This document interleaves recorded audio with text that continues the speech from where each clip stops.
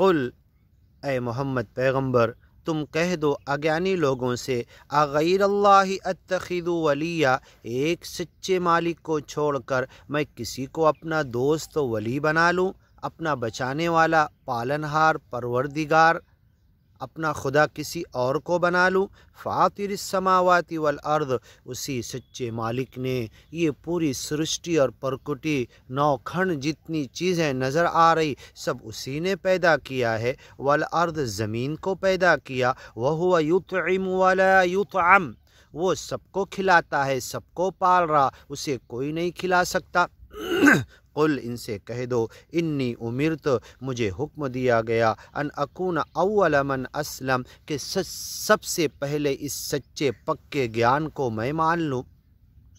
لقد جاءنی من العلم، یہ گیان میرے پاس آیا۔ قل، تم کہہ دو، انی امرت، مجھے حکم دیا گیا، ان اکون، کہ میں ہو جاؤں، اول من اسلم، سب سے پہلے سرنڈر، جھک جانے والے کو، سچے مالک کی مرضی میں اپنی مرضی لا کر ڈال دینے والے کو، اس کی مرضیوں میں اپنے آپ کو اطاعت میں پہنا لینے والے کو، اطاعت کے اندر گر جانے والوں کو، رکوع سجدہ عبادت اور اس کے احکام کے مان لینے کو، یہ عربی میں کہتے ہیں اسلام، ایسا کرنے والے کو مسلم کہتے ہیں۔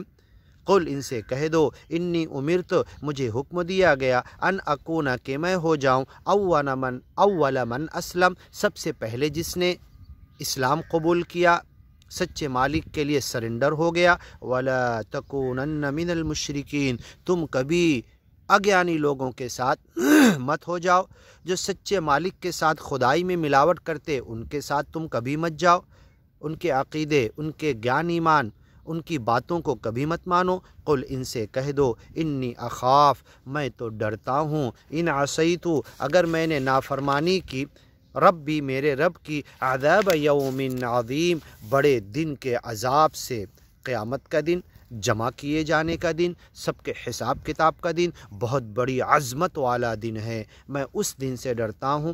آگے کی ویڈیو میں سنیے، من یصرف عنہ یومئذ فقد رحمہ۔